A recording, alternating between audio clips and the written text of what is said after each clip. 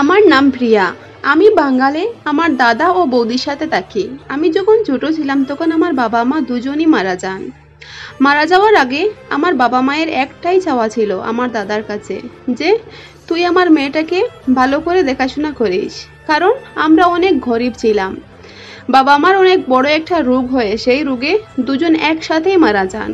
মায়ের মৃত্যুর খবর শুনে হার্ট অ্যাটাক করে সঙ্গে সঙ্গে আমার বাবারও মৃত্যু হয়, আর সেই থেকে আমরা বাবা মা হারা হয়ে যাই। আমার দাদা আমাকে অনেক আদর ভালোবাসা দিয়েই বড় করেছেন। আমাদের গ্রামটা এতটাই অভাবের ছিল যে এখানে কোনো কাজ পাওয়া যেত না। কাজ করার জন্য সবাই বাইরে যেত। আমার দাদাও আমাকে নিয়ে বাঙ্গালে চলে আসেন। এখানে আসার পর আমায় গড়ে একা রেখে প্রতিদিন দাদা কাজ করার জন্য বাইরে যেতেন। আমি ভীষণ ভয় পেতাম, তাও দাদাকে কিছু বলতাম না, কারণ কাজ না করলে আমরা খাবো কী করে। কিন্তু আমার দাদা ঠিক বুঝতে পারতেন যে আমি ঘরে একা ভয় পাই। আমি একদিন দাদাকে বলি, দাদা, ঘরে যদি একজন বৌদি থাকতো তাহলে আমাদের সংসারটা সুখে শান্তিতে কাটতো। তুমি কাজে যাওয়ার পর আমার ভীষণ খারাপ লাগে একা একা। আর আমার বয়সও 15 বছর হয়ে গেছে। দাদা বুঝতে পারছেন যে আমার একা একা ঘরে ভালো লাগে না, তাই বাধ্য হয়ে দাদা যেখানে কাজ করতেন সেখানে একটা মেয়েকে পছন্দও করতেন। অনেক ভালো মেয়ে ছিল। দাদা আমাকে একটা ফটো দেখিয়ে বলেন, দেখতো প্রিয়া, এই মেয়েটাকে দেখতে কেমন। ওকে দেখে আমার পছন্দ হয়ে যায়, কারণ ও দেখতে অনেকটাই সুন্দর ছিল। আমি বললাম, দাদা, অনেক সুন্দর, এই মেয়েটি কে? তখন দাদা বলেন, আমি যে অফিসে কাজ করি এই মেয়েটিও সেই অফিসেই কাজ করে। তোর যদি পছন্দ হয় তাহলে আমি ওকে বিয়ে করতে রাজি। ওই মেয়েটিও আমাকে পছন্দ করে। দাদার কথা শুনে আমি ভীষণ খুশি হয়ে যাই, কারণ ঘরে আমাকে আর একা থাকতে হবে না। এভাবে কিছুদিন যাওয়ার পর দাদাও ওই মেয়েটি বিয়ে করে ফেলেন। ওই মেয়েটিরও বাড়িতে কেউ নেই, ও আর নিজের একটা বাইকে নিয়ে থাকতো। তাই আমার দাদা ও বৌদির বিয়েটা খুব সাধারণভাবেই হয়, ধুমধাম করার মতো কেউ নেই। বিয়ের পর আমার বৌদি আমায় ভীষণ ভালোবাসে। মাঝে মাঝে ওর ভাইও আমাদের বাড়িতে বেড়াতে আসে। আমি একটু লুকিয়ে লুকিয়ে থাকতাম, কারণ আমার ভীষণ ভয় হতো এখানকার লোকজনকে। আর আমি দেখতেও ভীষণ সুন্দরী ছিলাম, তাই যে আমার দিকে তাকাতো তাকিয়েই থাকতো। এইভাবে দাদার শালা বাড়িতে আসতে আসতে ও আমাকে ভালোবাসার কথা শেষমেশ বলেই ফেললো। কিন্তু আমি ওকে মানা করে দেই যে এটা কখনো সম্ভব নয়, কারণ ও আমার বৌদির ভাই। দাদা যদি এটা জানতে পারেন তাহলে আমার মান সম্মান বলতে কিছুই থাকবে না। ও আমার দিকে সব সময় আর চোখে তাকাতো। এই সব কিছু বৌদি লক্ষ্য করতেন। এইভাবে চলতে চলতে 1 বছর চলে যায়। এখন আমার বয়স 17 বছর চলছে। ধীরে ধীরে আমিও ওই ছেলেটির প্রেমে পড়ে যাচ্ছি। কিন্তু কিছুদিন থেকে আমি লক্ষ্য করছি যে একটি অপরিচিত পুরুষ আমাদের বাড়িতে আসে। এসে বৌদির সাথে ফিসফিস করে কী যেন কথা বলে। এই ব্যাপারে বৌদি আমাকে প্রথমেই মানা করে দিয়েছিলেন যে দাদাকে যেন কিছু না বলি। এই ছেলেটা নাকি ওনার কলেজের বন্ধু, তাই কখনো কখনো দেখা করতে আসে। সত্যি ভেবে আমিও কাউকে কিছু না বলে চুপচাপ থাকি। একদিন আমার দাদা কাজে যাওয়ার পর বৌদির ভাই আয়ান আমাদের বাড়িতে আসে। এসে আমার সাথে কথা বলে, ভালো মন্দ কথা বলা অবস্থায় বৌদি সামনে চলে আসেন আর আয়ানকে একটু রাগ দেখিয়ে বলেন, তোর কি খেয়ে দিয়ে কোনো কাজ নেই? যখন এই সময় পাস এখানেই ছুটে আসতে হয়। তখন আমার আর বুঝতে বাকি ছিল না যে বৌদির খারাপ লাগে আমি আয়ানের সাথে কথা বললে। আয়ান তখন নিজের দিদিকে কিছু না বলে চলে যায়। তারপর আমিও আমার রুমে চলে যাই। যাওয়ার পর বৌদি আমাকে 1 গ্লাস দুধ খেতে দেন আর বলেন, প্রিয়া, এটা খেয়ে নাও। অনেক দিন থেকে আমি লক্ষ্য করছি তোমার শরীরের অবস্থা মুঠেও ভালো নয়, কেমন যেন দিন দিন রোগা হয়ে যাচ্ছ। আজ থেকে প্রতিদিন 1 গ্লাস দুধ খাবে। বৌদির কথা শুনে আমি ভীষণ খুশি হই আর মনে মনে ভাবি যে আমি বৌদির ব্যাপারে কতই না ভুল ধারণা করি, আর বৌদি আমাকে কত ভালোবাসেন। হেসে হেসে বৌদির হাত থেকে দুধের গ্লাসটা নিয়ে আমি খেয়ে নেই, আর সঙ্গে সঙ্গে আমার ভীষণ ঘুম পেয়ে যায়। তখন আমি সেখানেই ঘুমিয়ে পড়ি। যখন ঘুম ভাঙে তখন আমার পুরো মাথাটাই ঘুরে যায়, কারণ আমি অচেনা অজানা একটা ঘরে ছিলাম। আমার ঘুম ভাঙার পর একটা মহিলা এসে আরেকটা মহিলাকে বলে, দেখতো কেমন ফুলের মতো মেয়েটা, এর রেটটা বেশ ভালোই চলবে, তাই না? তখন অপর মহিলা বলে, দেখো সায়রা, এই মেয়েটা এখনো ছোট, তাই ওকে এখন এত বড় কাজ দেওয়া উচিত নয়। এখন ওকে এত বড় কাজ দিলে ও সইতে পারবে না। তখন সায়রা বানু নামের যে মহিলা, সেই মহিলা বলে, সুফিয়া খাতুন, তুমি ঠিক বলেছ, ওকে এমন প্রথম স্টেপটা দিয়ে দাও, পরে দেখা যাবে। এই বলে সায়রা বানু এখান থেকে চলে যায়। তখন আস্তে আস্তে সুফিয়া খাতুন আমার পাশে এসে বসে আর আমাকে বলে, দেখো তোমার নাম কি? তখন আমি বলি, আমার নাম প্রিয়া। সুফিয়া খাতুন বলে, এই নামটা এখানেই সমাপ্তি করে ফেলো, কারণ তুমি এমন একটা জায়গায় এসে পৌঁছেছো এখানে মানুষের অস্তিত্ব বলতে কিছুই থাকে না। তোমাকে এখানে বেশ্যা হিসাবে থাকতে হবে, সমস্ত ধরনের অন্যায় আচরণকে মেনে নিয়েই থাকতে হবে, রোজ রোজ একজন পুরুষের মন জয় করতে হবে। এই সব কিছু শোনার পর আমার পায়ের নিচ থেকে মাটি সরে যায়। তখন আমি জিজ্ঞেস করি, আমি এখানে কি করে এলাম? তখন সুফিয়া খাতুন বলে, এখানে তোমার বৌদি তোমাকে এনে ছেড়ে গেছে, তোমাকে 1,00,000 টাকা বিক্রি করে গেছে, এখন থেকে এটাই তোমার জীবন। তাই উল্টাপাল্টা না করে সায়রা বানু যেটা বলে সেটা মেনেই চলো, কারণ এখানকার সবাই সায়রা বানুর কথাতেই উঠা বসা করে। আমাকেও এইভাবে আমার সৎমা বিক্রি করে দিয়েছিলেন। তখন থেকে এটাই আমার জীবন।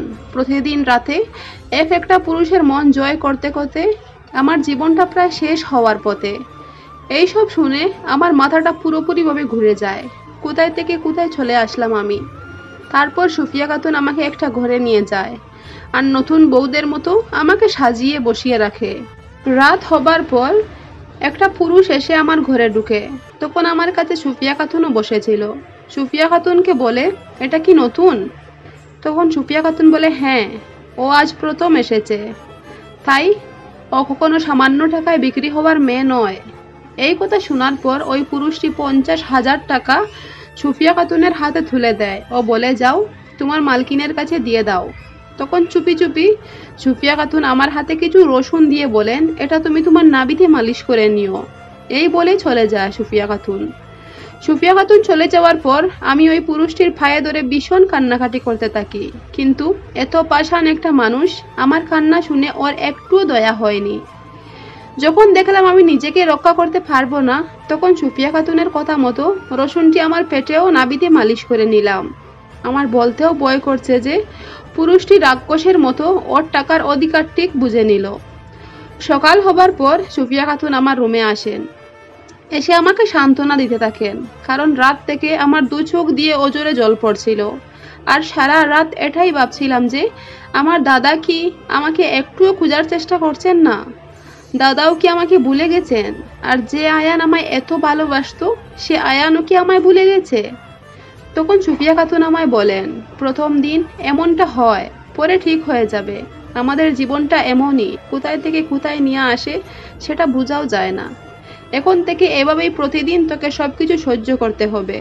তুই বেশি চিৎকার করবি না, না হলে সায়রা বানু এসে তোর উপর অত্যাচার করবে।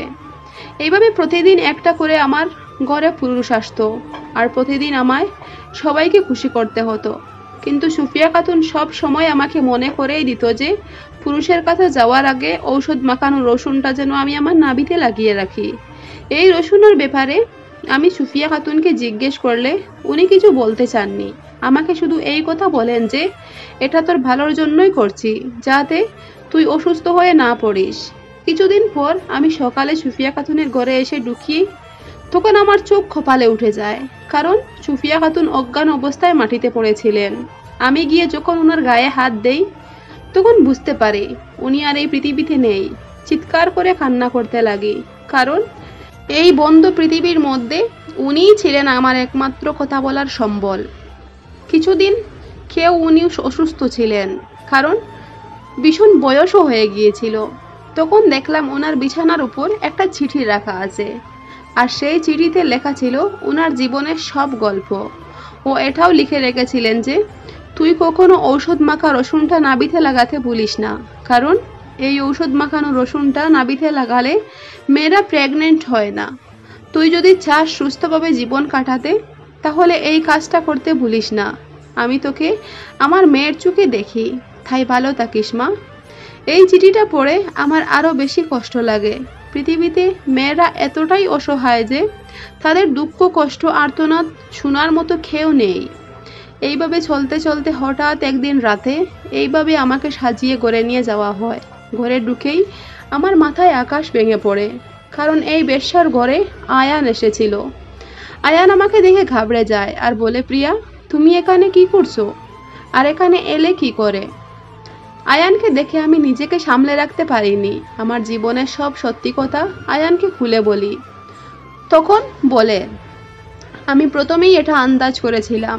যখন আমি তোমার সাথে কথা বলতাম তখন আমার দিদির ভীষণ খারাপ লাগতো, কিন্তু দিদি তো বলেছিলেন যে তুমি নাকি কারোর সাথে পালিয়ে গেছো, অচেনা কোনো ছেলের সাথে।